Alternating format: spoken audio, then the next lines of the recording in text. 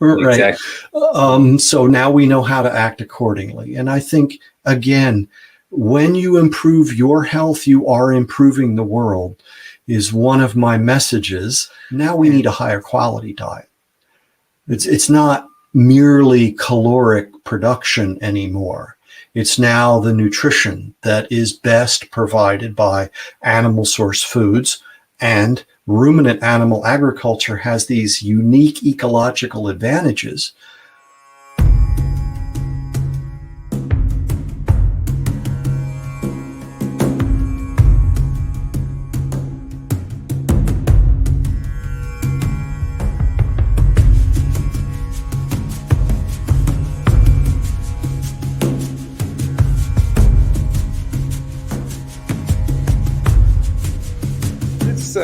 Get into it anyway. We'll get into the crux of it, really. I mean, there's so many things we can talk about today, but we'll start with busting a few myths on ruminant animals for a start being bad for the environment, and because this is one of the biggest arguments that people have against us eating meat. Of course, they don't mind that. Of course, it's only cows that are the problem, not every other animal on the planet. So let's talk about that. Let's start with what are the problems with raising cattle? Well, depends on which side of that operation you're on, right? It tends to be a long-term kind of business, right? It's many years between when a cow is bred and when that calf then has her calf that then you can sell. I mean, that's several years. 2 years for the calf to give her first calf, and then another 2 years or so before the grand calf is at market weight. So not a lot of businesses operate well on that kind of long-term thing. So a lot can happen environmentally. The cattle cycle is driven by the water cycle, as someone just recently pointed out. So it's very much tied to environmental issues, and that's before we get to the regulatory environments, and then you have all the anti sort of messaging coming as well. The biggest cost in a cow-calf operation is feed cost. Yeah. And so a lot of people are doing work to help people lower that by improving their grazing management, because anything that the cow harvests is going to be cheaper than anything you can deliver on a truck.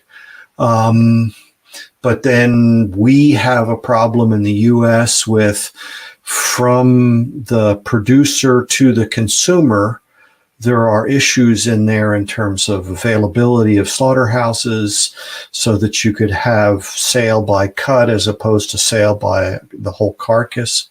There's a lot of issues. We began by talking about the people who think that somehow ruminant animal agriculture is inherently bad for the environment, right? And like anything, you can do it poorly or you can do it well. And when it's done well, we have some really, I think, good news. We have to get better at telling that good news.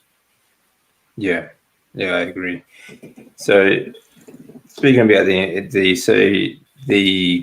messaging at the moment being that raising ruminant animals is bad for the environment somehow. How are cattle or raising cattle affecting the environment specifically? Okay, I think it's fair to say that without ruminant animal agriculture, there is no sustainable food systems, period. And actually all animal agriculture, but ruminant animals have a particular ecological advantage in that they are supremely adapted to turn plant fiber into products of highest nutritional quality for human consumption. Basically, all ruminants consume a diet that's high in fiber, low in fat, low in protein of poor quality, and they upcycle that resource into meat and milk and fiber and other products, as well as ecosystem services. In addition, what happens within that rumen due to microbial degradation produces methane, whether that's in a wild ruminant or a domesticated ruminant. And so some work has taken place that estimates that there are comparable emissions from wildlife-dominated savannas or livestock-dominated savannas. So we've had these conversations as if there is such a thing as grassland with no methane emissions from the animals that are supported by the grassland. Grassland has to be grazed or burnt in order for it to remain productive. I think we'd rather have it grazed, because if we don't, then we also have an increasing fire danger from a buildup of fuel, as well as other negative developments. In addition, basically, agriculture is the history of humanity modifying its environments to produce more biomass than those environments would produce without those modifications. And so that could be any number of interventions. And we have a long history as a species of using fire, for example, to improve hunting, or to keep the understories of forests more open so that we could gather nuts more easily, or so that there would be more wildlife there for hunting. And then, of course, as we've gone along over the millennia, we've developed different technologies and knowledge that those interventions get greater and greater. Today, we can say that the production of animal source food from grasslands through ruminant animal systems is the only agricultural practice that can share the ecosystem. All the others have to dominate it. Right? If we're going to plant a crop of canola or wheat or maize, we're going to go in and we're going to completely destroy the existing vegetation. We call it plowing or tillage. Then we're going to plant this annual crop, single entity across that field, and then we're going to harvest that. Well, even when we do that, over half of the biomass, the above ground biomass, over half of that's not human edible. So it's a resource that then, even in that situation, we can use as a feed resource to support animal agriculture, and especially ruminant animal agriculture. Yeah, definitely. A lot of it just gets wasted now, doesn't it? And when they take a crop, for example, like corn, the stem, everything around it, the skin, everything, nothing gets used.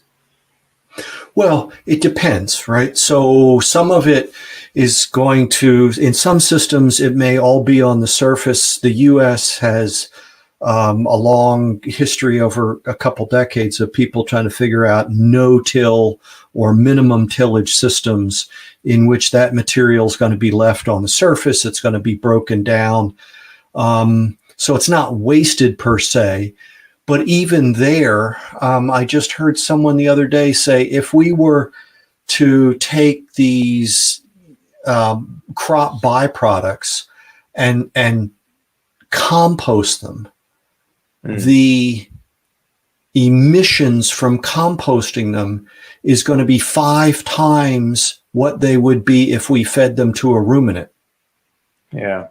And if we put them in a landfill, then it's 50 times. So okay. a lot of our conversations have been oversimplified, right? The either, the or, the acting as if these emissions don't come from a variety of sources. We only focus. And so even when we talk about sustainable production systems, if we're really having a serious conversation, we need to look at societal factors as well as economic factors as well as environmental factors. And too often, sustainability just devolves to merely looking at environmental, and that, which can be dozens of things in that bucket, but that too frequently gets minimized to only looking at emissions. And it completely ignores a vast number of other factors. Yeah, exactly. Exactly. When people are, well, I suppose the biggest argument that people have against ruminant animals is exactly that, just the emissions. And I suppose the next biggest one would be the land mass required to graze cattle, which is not as much as people argue with. They really don't take up as much land as, say, a lot of crops and things like that as well. Well, yeah, a couple ways to look at the land question. The primary one is that they are assuming that there's some other agricultural enterprise that could be practiced on the land that the majority of the cattle are grazing, right? In other words, in the U.S. at least, rangeland is counted and permanent pasture is counted under agricultural land. Okay. And so is the arable, the tillable cropland. Okay. So, all arable land is agricultural land, but not all agricultural land is arable. Right.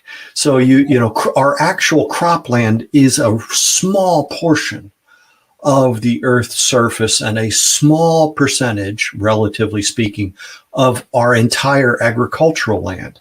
And so if we were to try to till these, in some places they're called marginal lands, and I don't really like that, but that's the term.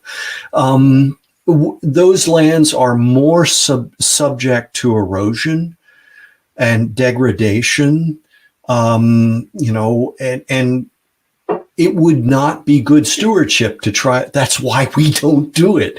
That these are range lands for reasons besides, the cattle industry wants to graze cattle there. I mean, that's ridiculous. The rangelands exist, and the cattle industry is supported by those rangelands. It's not that it's driven by the cattle industry. So that's one thing. Number two is frequently people will try to compare the production from different systems. And so they will say, well, look, we can produce more calories from this hectare of crops than we can from grazing cattle on rangelands. So frequently they're not comparing the yield of beef from the similar land class, right? But in any case, and so they'll look at caloric yield, they'll look at protein yield. My point would be, we're not talking about calories or protein with enough sophistication to say that 100 kilocalories from plants doesn't have the same metabolic effect on human beings as 100 kilocalories from animal source foods, right? I mean, it's sugar and starch versus fat. And so you also get into the argument that, you can't actually consume calories. It's a unit of energy. Sure. We develop on nutrients. Sure. And on the other hand, these are metrics that are used in the conversation. Yeah. So there's layers of these, and you're absolutely right. Calories don't weigh anything. We could get to the protein question, in which they want to compare, so many kilograms of protein. I'm putting air quotes around it for listeners, from plant source foods to an equivalent amount of protein from animal source foods. They're not equivalent. And this is a point that I've made in a couple, and it's not like this is new to me, yet it seems to not be well enough recognized within the food systems conversations, let alone the dietary guidelines conversations. Yeah. Yeah, that's a great point. Everyone seems to think that, it doesn't matter as long as it's protein. They don't understand that the proteins and fats, for example, are full of nutrients. There's a reason that we consume these particular proteins, because they have far higher in nutrient density than plant proteins. Can you tell us a little difference between some of the differences between the plant proteins and why they're not so consumable for humans? Well, let's just start with that protein in quotes, because anytime you look in a table or on a label for a food and it lists a value so many grams for protein, that protein is actually crude protein. Yeah. It's a term that we know from animal nutrition, and it's an estimate that's based on the percent nitrogen that's in that feed or food. So we do that analysis, we come up with a nitrogen percentage, we multiply that by 6.25, and that gives us the crude protein value. It's based on the assumption that all of the nitrogen in that sample was in protein, and all of that protein was 16% nitrogen. So that's how we get that estimate. We've done it since the late 1800s. It works okay with ruminant nutrition, sort of, because ruminant animals can utilize non-protein nitrogen. So, for example, if I have green leafy vegetables, it's likely to have a significant amount of nitrate in it. That nitrogen that's in the nitrate is going to be part of the estimate of the crude protein content when they do that analysis and publish those data.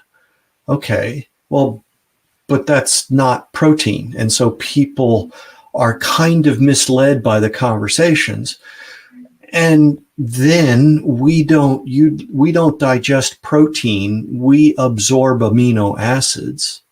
Exactly. And maybe some, short peptides, but basically these large molecules are denatured and broken down in our digestive system, and we absorb the components, the amino acids.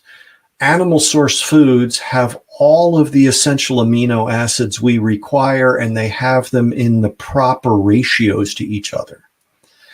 And so our ability to then utilize those amino acids that we absorb from the foods that we eat is limited by the essential amino acids that are present in the lowest amount relative to their requirement. So in other words, we don't have a uniform requirement for all these amino acids. We need more of some than others. But if one of those isn't present enough, then we can't utilize the rest of them. And so we'll use those for energy. We'll excrete the excess nitrogen. These are issues that are a big concern in poultry and swine. They've known about it for several decades. Not so much in human nutrition. Which is really remarkable when we start to have these conversations. Of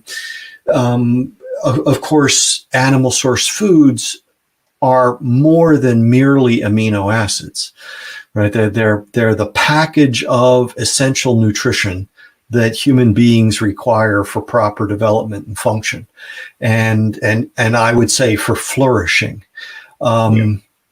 So we've gone through this period over the last half century where we were taught to fear naturally occurring fat from animal source foods, particularly the saturated fat. We were even taught to fear the dietary cholesterol, which never had any justification.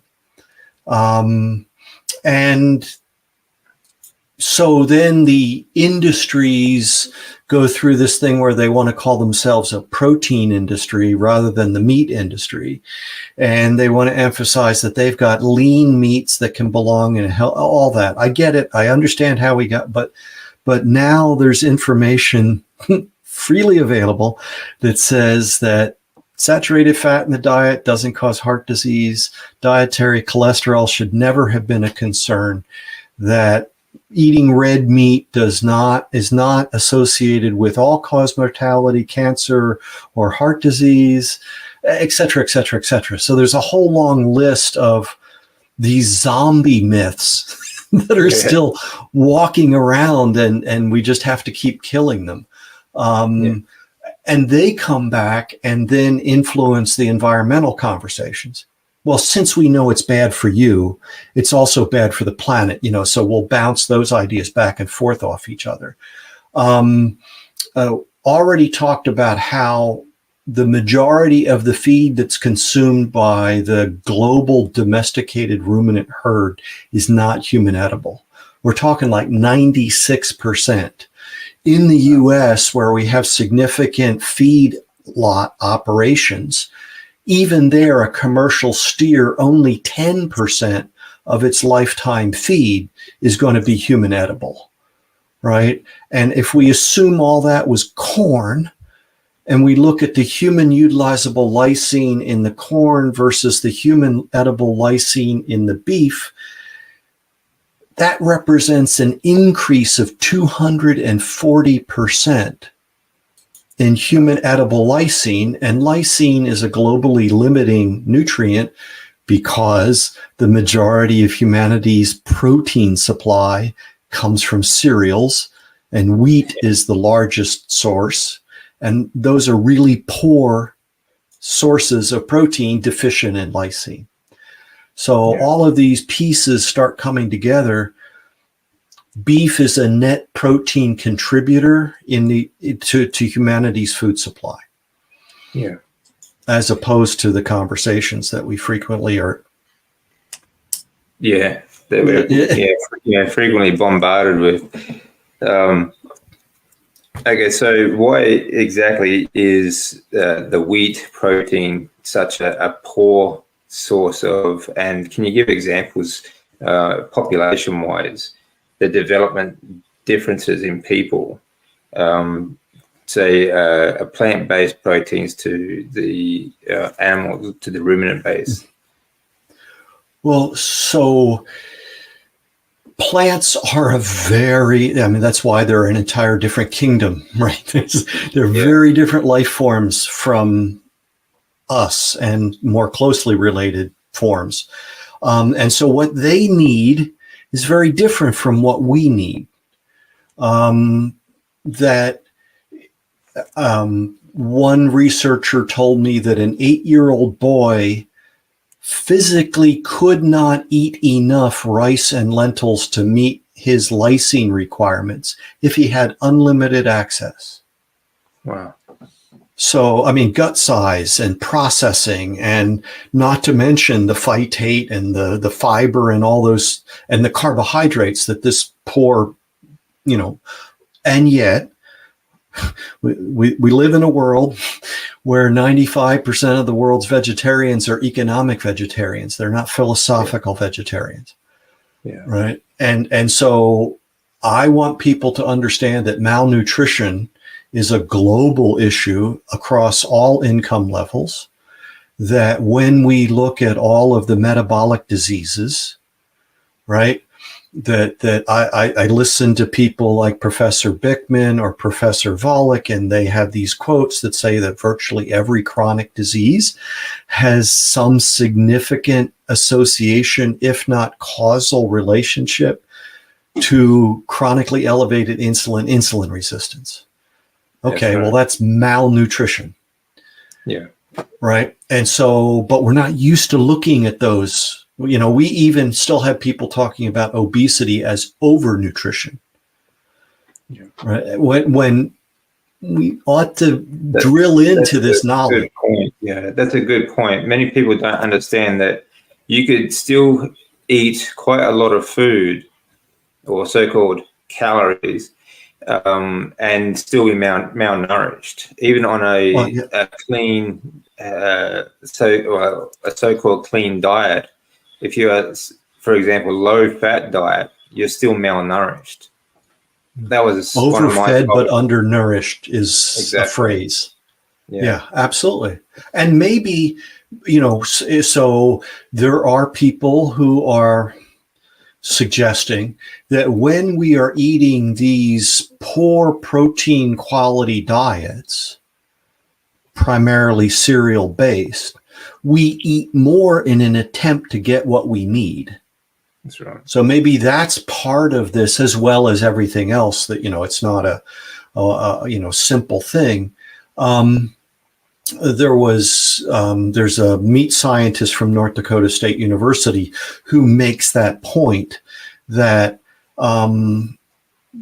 there's a reason that the swine nutritionists form rations out of soy and corn, right? And yet we, and he looked, I forget, I think he found 10 studies where they fed growing pigs lysine sufficient and deficient diets. And across those, 3 things were consistent. One was smaller muscle, loini, back muscle size.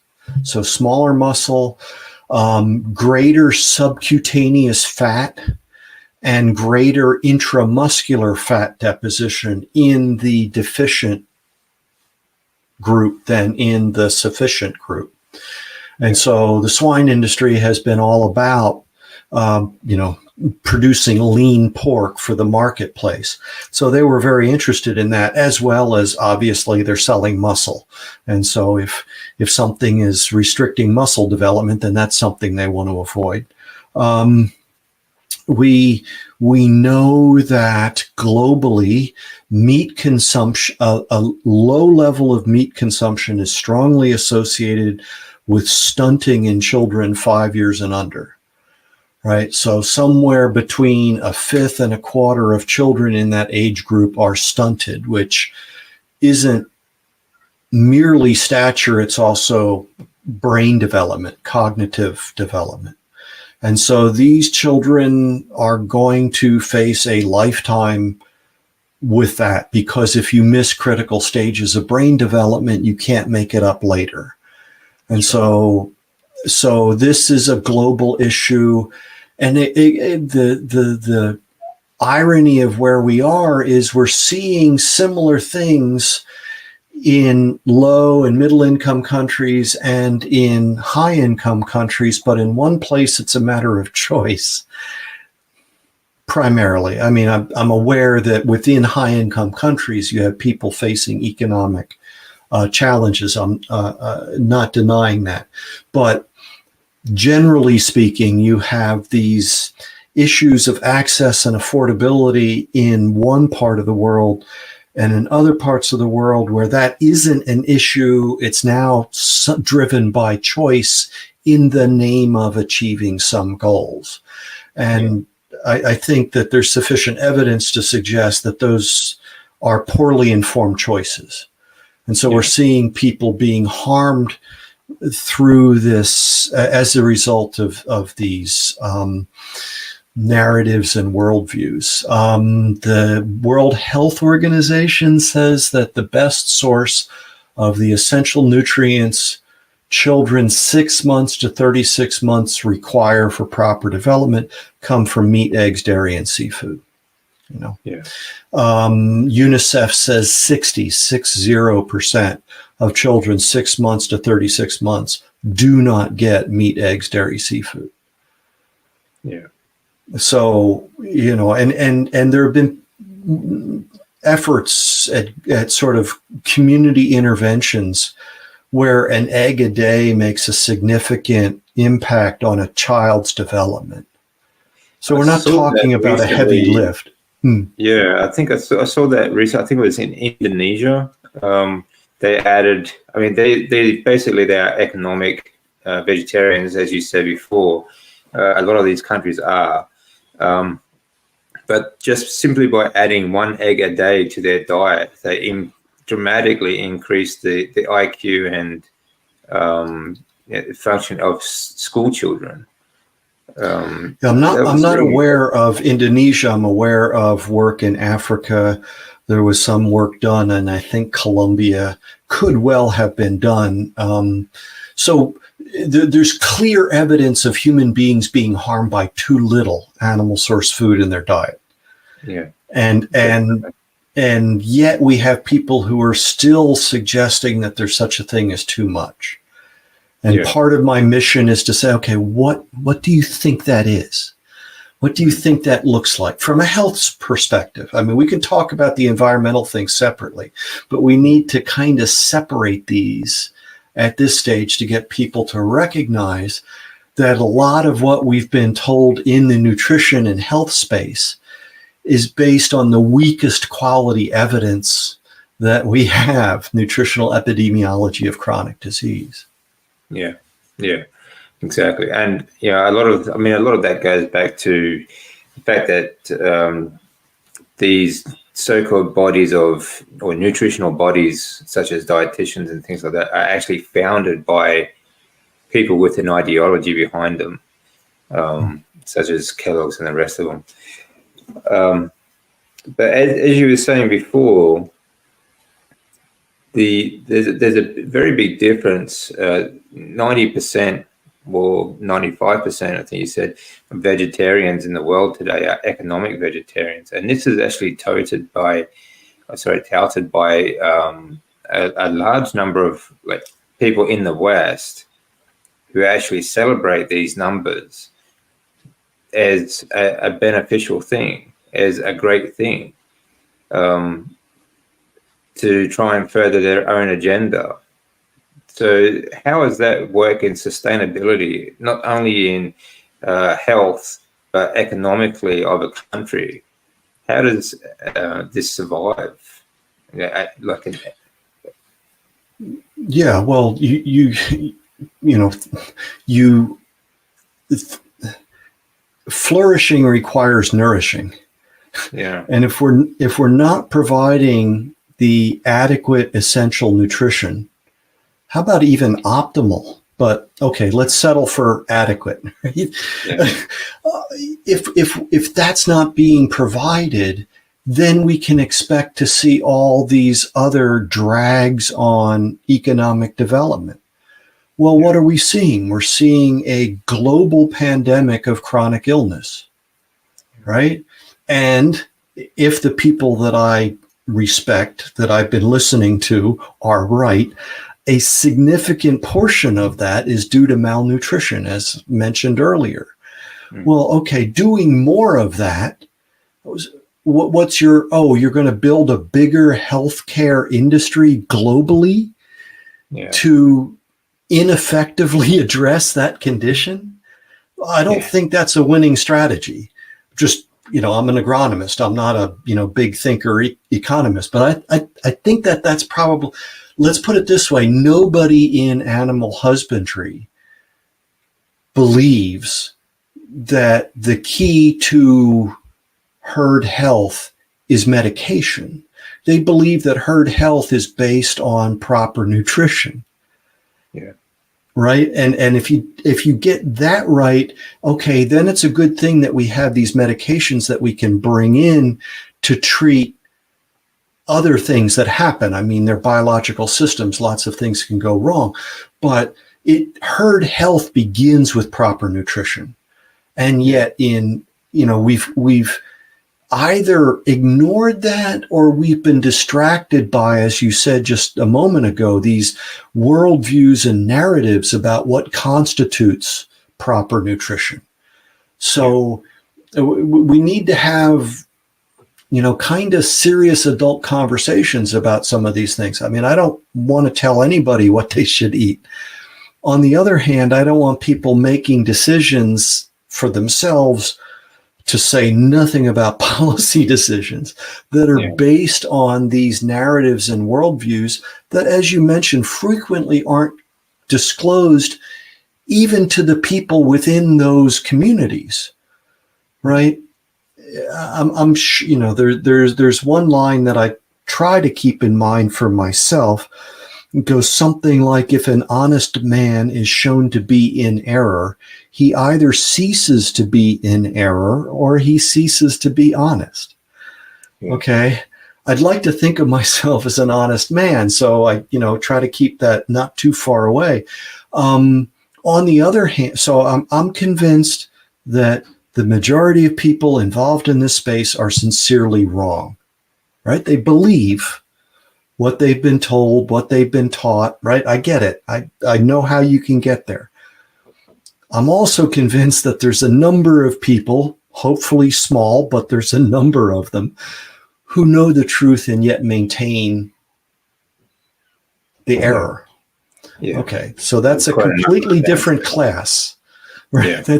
That's something very different. And once so part of what I do is I try to share the information, I share the resources, and then I see how people respond.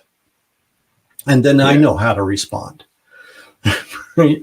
So if we have people who have discovered that they have diabetes or high blood pressure, or you name the constellation of issues, and you say to them, well, there's a lifestyle intervention that these physicians over here are helping people implement, and they're achieving better markers without medication, better quality of life. Yeah, much better health outcomes.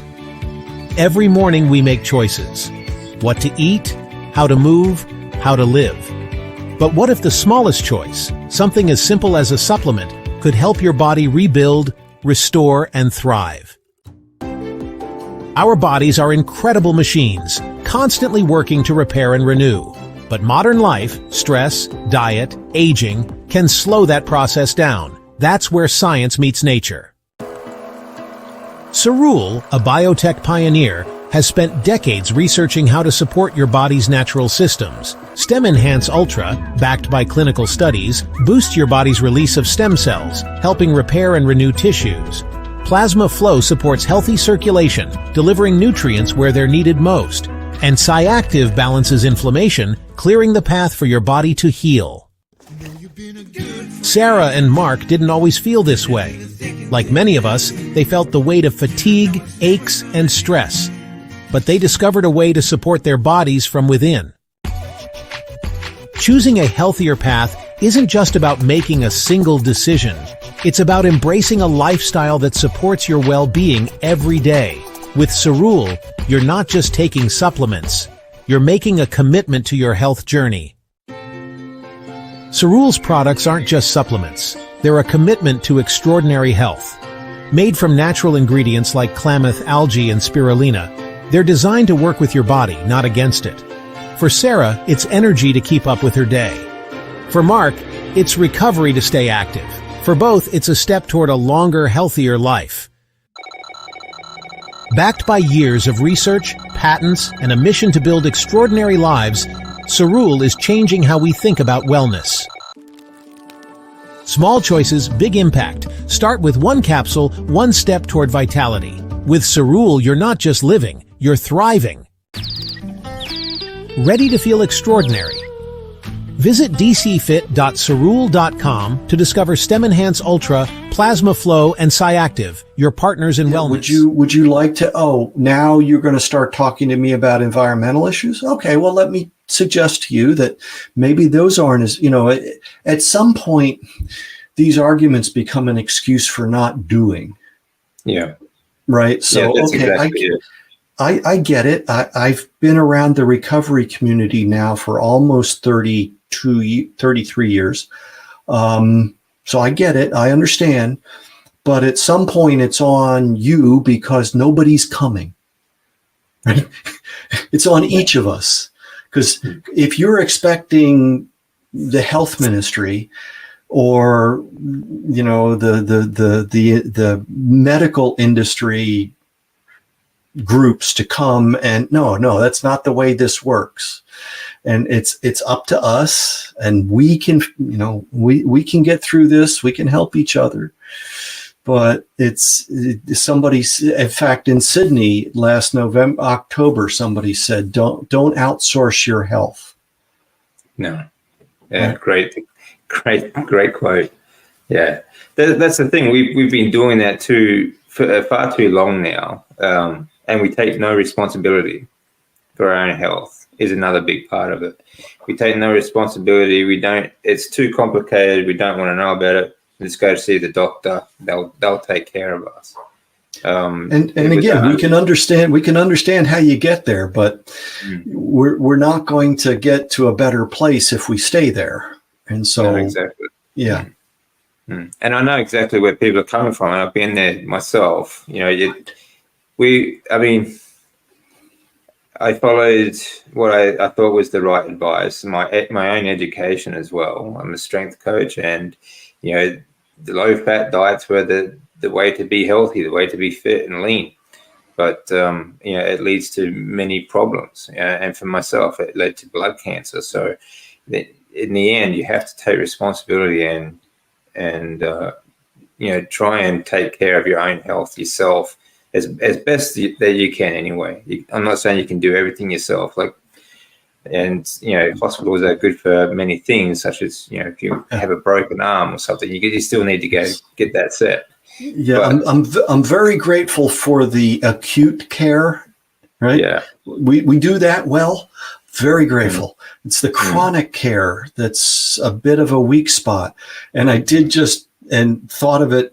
I thought of it recently, and I was just the Russian doctor at the South Pole that removed his own appendix. Oh wow! No. So I'm very grateful for the trained professionals, and I always want to act in a respectful manner for whoever I'm interacting with.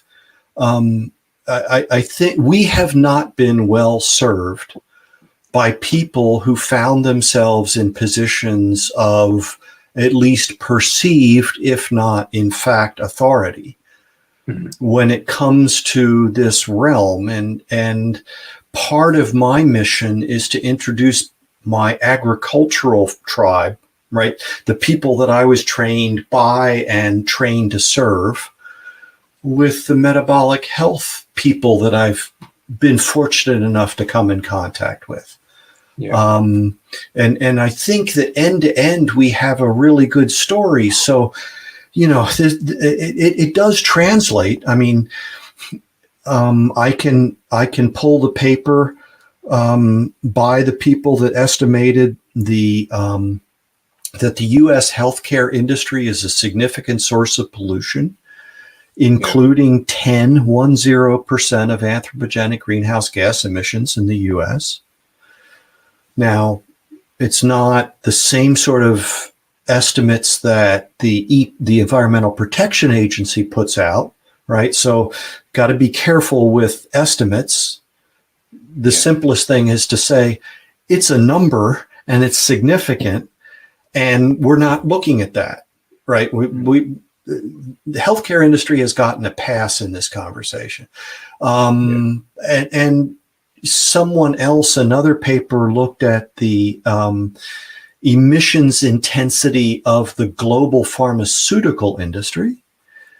And they came up with a statement that said that the global pharmaceutical industry is a higher intensity emitter than the automotive industry. And there's greater variation across the industry. So from company to company. Somebody else took those numbers and then looked at what the average adult American with type 2 diabetes spends on medications, and came up with the estimate that if the average adult American with type 2 diabetes could eliminate their medication use, they'd reduce their carbon footprint 29% more than if they shifted from a high meat to a vegan diet. Wow. Okay. So what is the environmental impact of the healthcare industry? We already know that it has a massive economic impact, right? And what's the societal impact of the poor quality of care for chronic illness? Yeah. Right? What's the societal impact of people living diminished lives due to chronic illness, or, life years lost, or what have you? And all of those can be quantified, and hopefully I can find some people to work on this project. So yes, once upon a time, somebody said there are no solutions, there's only trade-offs. Right? We're not good at evaluating the cost and the benefit. We only want to look at, like, our solution is all good, no bad. So of course we would recommend that everybody do that. But what would happen, because we've already established that you can't swap pounds of protein from plant source and animal source one for one, right? Yeah. And so if you're going to, and people have done the estimates of, if we were to eliminate animal agriculture in the United States, we'd reduce anthropogenic greenhouse gas emissions by something under 2.5%. Yeah. And globally, it would be 0.4%. It's not nothing, but it's close to it. But it comes at the cost, they said, of creating, I would say exacerbating, but they wrote the paper, creating essential nutrient deficiencies and imbalancing our food system. That doesn't sound like a good deal to me. No. Right? And then you start looking around the world and you realize that about half of the, so about 4 billion people in the world are dependent on livestock manure for the food that they eat. Yeah. Half of the world's farmers still use draft animals, mostly ruminants. Mm. We have like 1 billion people in the world that are still burning dung to cook on, which has a whole number of problems with it. So this is the world that I'll talk about myself. I'm blessed that my ancestors came to North America, right? So I could be here, and I'm fully cognizant of all that. Too. People don't understand too. When, for example, people in the West, very few of them actually travel percentage-wise, but they don't understand that there are still countries, still people out there living without electricity, living without modern farming techniques and things like that as well. And like you said, still burning dung for heat and for cooking and things like that we just take for granted. And they just assume that everyone lives the way they do, and that's the biggest problem in the world. Like, they don't understand that economically, there are, like you said, there are 95% of the world's vegetarians are economic, and they're not vegetarian by choice, but because they simply don't have access to ruminant animals as food wise.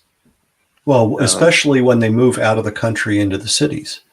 Oh, yeah. Right. I mean, at least if you're in the country, you have some access to food, right? Because of all of what's going on around you. I just watched a clip of somebody from Senegal, I believe she's from, but she describes, when she grew up, if she wanted to take a shower, it was a 45-minute process.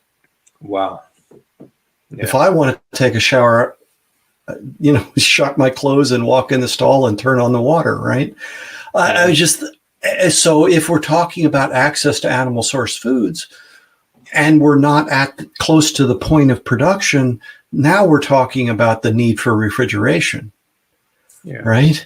We're talking about foods that tend to be perishable, right? One of the advantages of all the processed plant source foods is they're shelf stable, right?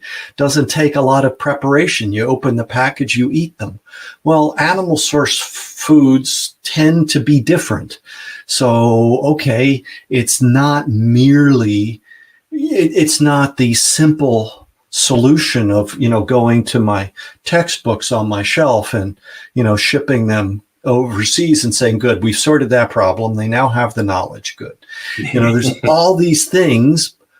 On the other hand, until people catch the vision of what I sum up by saying humanity's existential crisis is too little animal source food.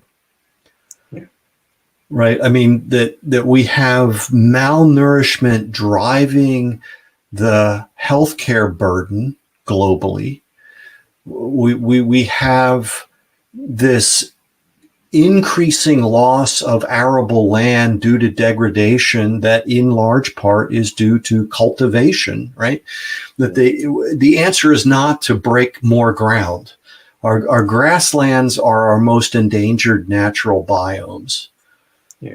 And yet they get very little press. In fact, they're even being supplanted by people who, in the name of some goal, are going to come plant blocks of trees there. Yeah. Right. In an environment which is clearly not suited for trees, or they'd be there. That's true. Yeah. I mean,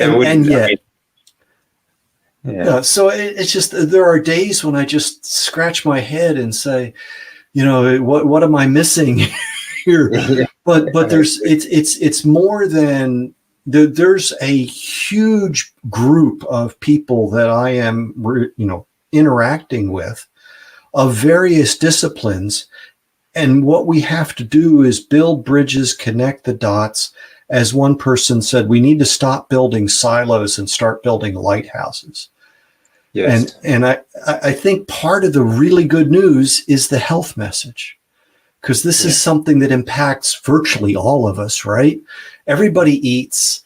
The statistics are so bad that if it's not that person, it's in their family, right? I mean, and so to bring them that good news, whether they're within the primary industry communities or not, I think gives an opportunity for them to hear these other messages. But it sort of starts, where they're most receptive, which, like I say, is the health. Yeah, I agree. But health, this is actually, I spoke to an Australian senator about this recently. Health is probably is one of the largest expenses that any country has, especially in the Western world. And Australia is absolutely hemorrhaging money. And it's one of the tools, I believe, that is used to keep a country in debt. You keep a population malnourished, and the health industry will flourish. I mean, it will grow and grow and grow, and it always just keep that country in debt. Because you just can't get on top of it. You can't get ahead of it if your population is malnourished, and I think that's the biggest problem. And that's the biggest concern for most people is, one, their health. Most people just want to be healthy. Two, longevity and being. And for me, it doesn't really matter how long you are here for, but you don't want to spend the last 10 years of your life in bed, sort of thing. You want to be as healthy as you can. Or can be while you are here. And people don't understand that the best source or the most nutrient dense foods that we need are ruminant animals. They tend to think that it's we need more farmland for crops. But then they get into the environmental issue, which is attached to it, Right. What they don't see is that the ruminants actually give us our environment, Yes. And they're so ignorant about environmentalism. Like last month, they cut down in the UK, I think it is, Ireland or Scotland. They cut down 17 million trees to put up a wind farm. Well, and so how can you count burning wood as a renewable, right? So that's green. And so much of, and I don't want to get too far afield, there's some really wonderful sources of information that I've come to rely on when it comes to questions of energy. One person described, he classifies the world into the high watt and low watt world. Yeah.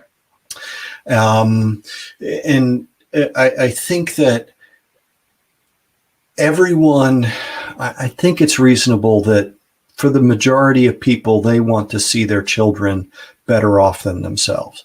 I think that's kind of a drive that's in all of us, whatever better looks like to them, right? I mean, that, and I think it's very clear that the data is all pointing we're going in the wrong direction. So if not for yourself, for your children. And we, don't ascribe, what is the quote is, so don't ascribe to, what is it? So, don't blame a conspiracy for what ignorance, stupidity produces. Yeah. And so, yes, absolutely. We're continually putting Band-Aids on things. And when that Band-Aid proves insufficient because it, the cut needed sutures, then we just put another Band-Aid on top of it and, whatever. Again, not to minimize what's available to us today. I'm well aware of the story of the introduction of penicillin and how remarkably short period ago that was, historically speaking. So don't mean to take any of that for granted or minimize it. On the other hand, we have gone in the wrong direction in a remarkably short period of time, which gives me hope that we can reverse it. The one figure that I've seen, I think this is right, says that the global spend for chronic disease care is going to hit $47 trillion in 6 years. Wow. I mean, it's just, these numbers are so big. What can't go on for, what can't continue won't. There are hard rules of physics at play. Economics will out at the end. And so I think I'm seeing, and, I'm maybe optimistic. I'm not naive, right? I think I'm seeing some signs of some of these narratives really face reality now, because we've been told over and over, if you do this, all these good things will happen and no negative things will happen. And yet now we're seeing the negative things, and yet none of your positives have shown up. And yet, we're seeing that, you've got a real vested interest in this argument. It's not like you're some sort of, knight coming here to enlighten the poor peasants. You're selling something, right? And so, okay, I get it. That's marketing, that's politics, but now we know which side of that honest man conversation you are. Right. Exactly. So now we know how to act accordingly. And I think, again, when you improve your health, you are improving the world, is one of my messages. And that gets us back to nobody's coming. It's on you, plural. That's on all of us. That's a great point. And sorry, I was just going to say, that's a really great point. It's, improving economics, improving the country, improving the world, is improving your health. Looking after your health and making sure you have the proper human diet. You are, especially like a lot of these countries that are economic vegetarians, such as you said before, they are pretty much third world countries, suffering economic disaster, basically, that would flourish if they had the proper human diet, because the whole country would improve. Well, and there's many stages in there, right? I mean, if you're a farmer or you're a rancher, you're putting inputs into the land that you're managing with the expectations that you'll be able to reap those, right? A return for that. right? So there's rule of law issues, land ownership issues, infrastructure issues, all of these. It's tremendously complicated, but it's not insurmountable. And if people catch this vision that, what we need now is a ruminant revolution, like we had a green revolution in the 60s and 70s, that was about calories. We had people that just weren't getting enough to eat, period. Right. And so when you read the stories of the human experience of people going through famine, okay, if you're starving, you have one problem. So, and people do horrendous things in order to survive. Now we need a higher quality diet. It's not merely caloric production anymore. It's now the nutrition that is best provided by animal source foods, and ruminant animal agriculture has these unique ecological advantages. So I'm not against, pork or poultry. I like bacon and a fried egg on my cheeseburger. I'm all for it. Hold the bun, right? But I get that some people are never going to eat beef and some people are never going to eat pork, and that's fine. Dr. Ballerstedt says, be sure to take your daily meds, which stands for meat, eggs, dairy, seafood. You pick whatever fits you, whatever's appropriate for you, but we must have animal source foods in our diet at some level. And people should feel free to figure out where that is for them. Yeah, I agree. Yeah, it's something that we all have to. It doesn't matter how much information you get on your nutrition. At the end of the day, you have to experiment with what best suits you and your body best reacts with. For me, I think you have to have a good source, a good mix of animal fats. You can't just survive on one specific source. Hence we've always eaten many different types of animals, and including from the ocean. We've always taken from the ocean as well. So I think it's good to have a mix. The local farmer, I think this is something people don't understand either. The local farmer, especially a ruminant animal farmer, takes care of the health of the local town, also takes care of the local economy. So buying local is really important for economic reasons and health reasons, and also environmental reasons, because, as you said, these animals, they pretty much give us our environment. And, this is something people don't quite understand. All around, whether it's environment, nutrition, health, and the development of your community. As you said, like, so many of these economic vegetarians are underdeveloped. These children and people are underdeveloped, not only physically but cognitively as well. So the local ruminant farmer takes care of all of that for their community. Well, new wealth generation, ecosystem services, there's a list of things. Again, proper management is key, but properly managed grasslands are best for watershed management, pollinator habitat, wildlife habitat. How many people, the number of people today that are involved in agriculture is somewhere around, 2% at the farmer level in the US. So as I was saying to one of my colleagues, just how many people driving look at the hills and look at that landscape when the animals aren't on those pastures and think, what beautiful nature. Not understanding that that's part of this agricultural practice. So again, there are these conversations that are taking place that seem to me, at least, to lack some really essential facts in the conversation. And again, it's sort of like, what's a healthy diet? Well, Well, and it's come up a couple times, the mentioning nutrient dense. And I say, yes, but understand what their definition of nutrient dense is. Yeah. Because there are some people, I'm looking at you, USDA, Health and Human Services, the producers of the dietary guidelines. Their last edition was all about nutrient density, make every bite count. And so they showed the typical choice. This is a graphic picture.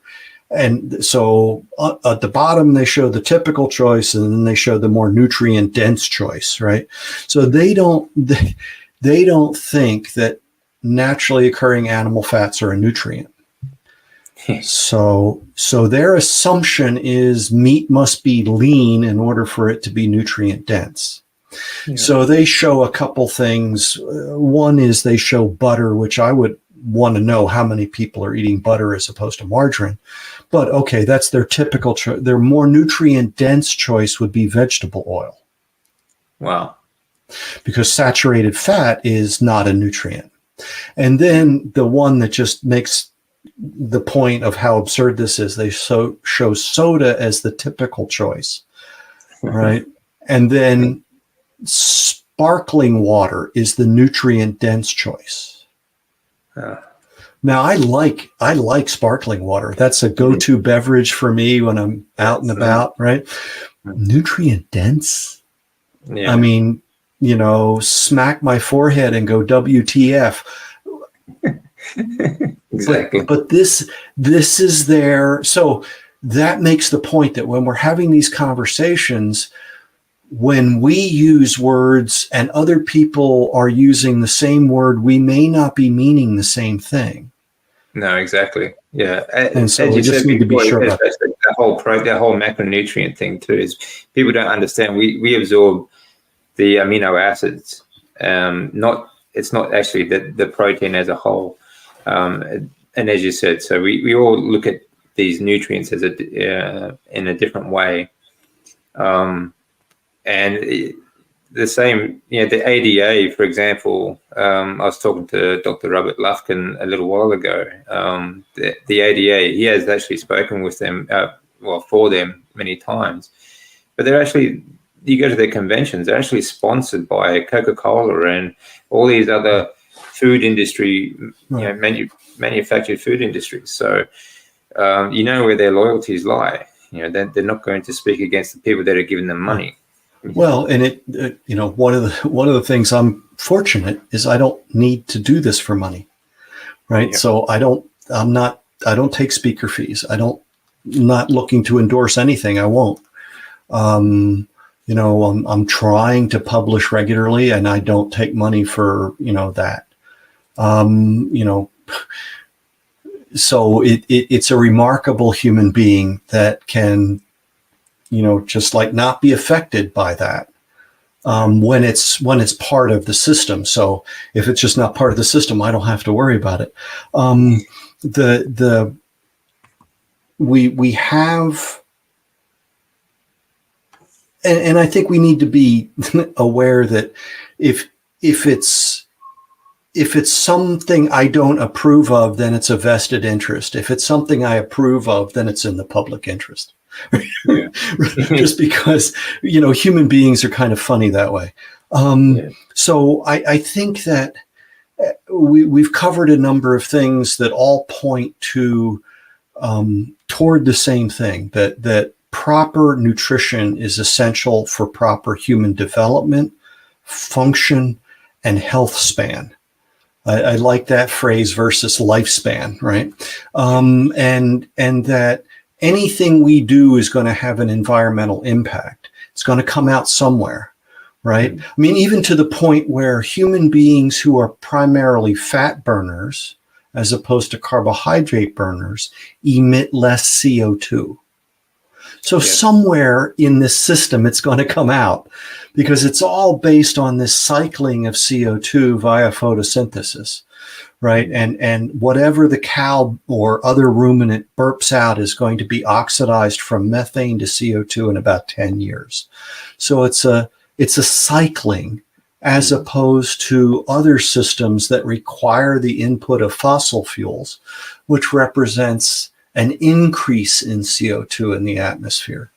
So there's many conversations that I've just had to learn how to pull them apart and say, let's talk about this bit.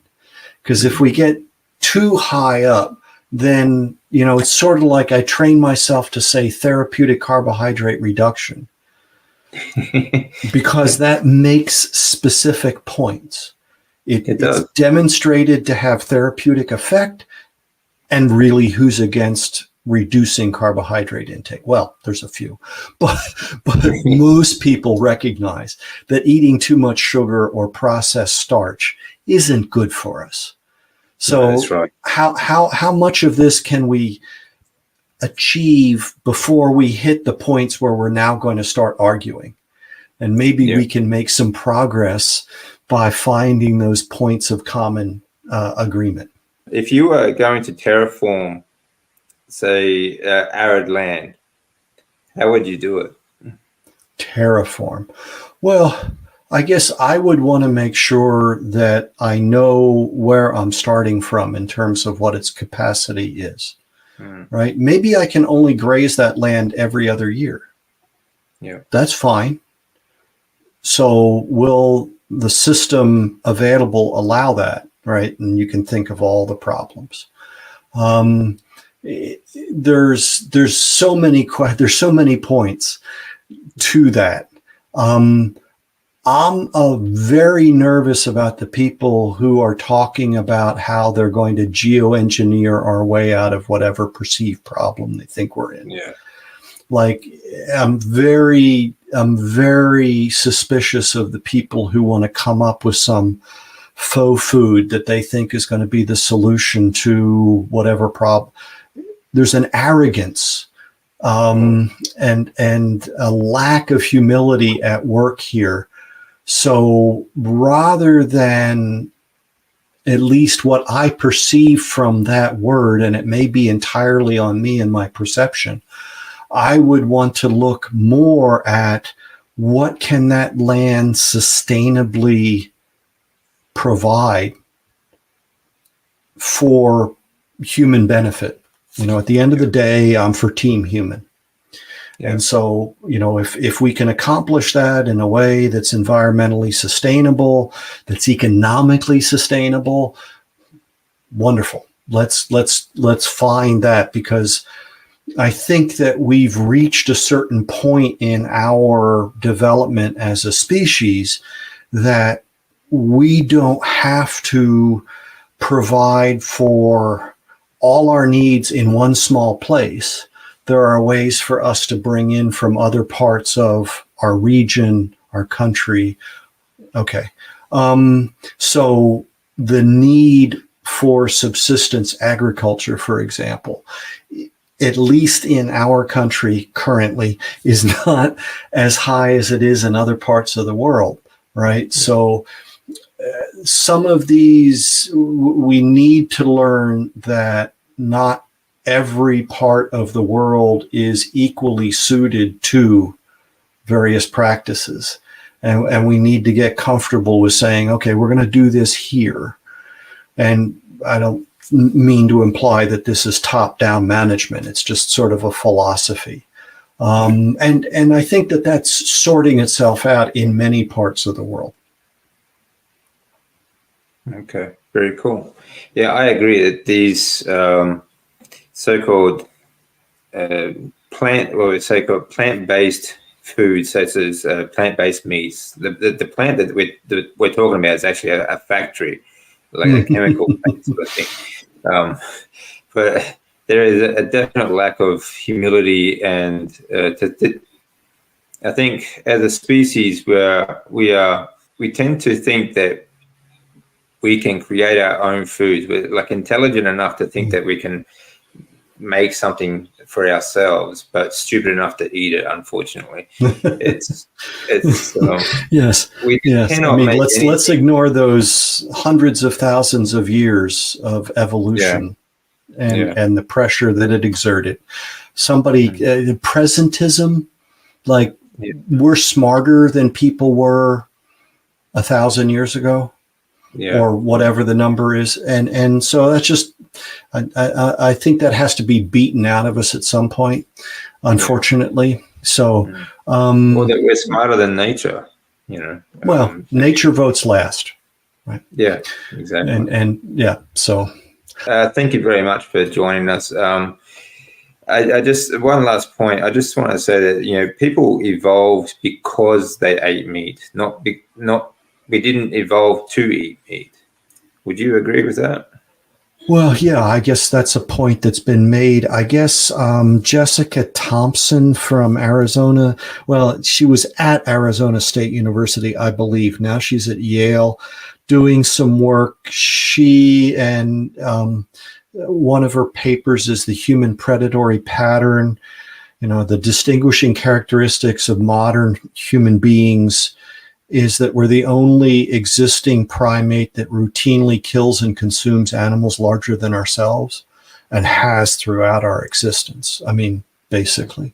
That what the inflection point for us or even preceding Homo, was the utilization of marrow and brain as a scavenger from these kills that the carnivores couldn't access in long bones or skull cases.